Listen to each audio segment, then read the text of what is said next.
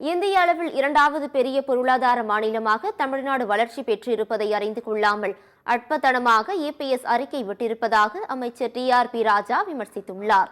இது தொடர்பாக அறிக்கை வெளியிட்டுள்ள தொழில்துறை அமைச்சர் TRP ராஜா, சுவிட்சர்லாந்து நாட்டின் டாவோஸ் நகரில் நடந்த சர்வதேச அரங்கில் தமிழ்நாடு தனி முத்திரையை பதித்து உலக நாடுகளின் கவனத்தை ஈர்த்ததாக பெருமிதம் தெரிவித்துள்ளார். ஆண்டுதோறும் இங்கு நடைபெறும் உலக பொருளாதார மன்றத்தில் முந்தைய அதிமுக ஆட்சியின் 10 ஆண்டு காலத்தில் தமிழ்நாடு அரசின் சார்பில் எவரும் எட்டிக்கூட பார்க்கவில்லை என்று விமர்சித்துள்ளார். திராவிட மாடல் ஆட்சி அமைத்ததிலிருந்து கடந்த 3 ஆண்டுகளாக அரசின் சார்பில் தொழில்துறை அமைச்சரும் துறை சார்ந்த அதிகாரிகள் வல்லுநர் குழுவும் தொடர்ந்து பங்கேற்று மாநிலத்தின் தொழில் வளர்ச்சியை மேம்படுத்தும் செயல்பாடுகளை மேற்கொண்டு வருவதாக தெரிவித்துள்ளார்.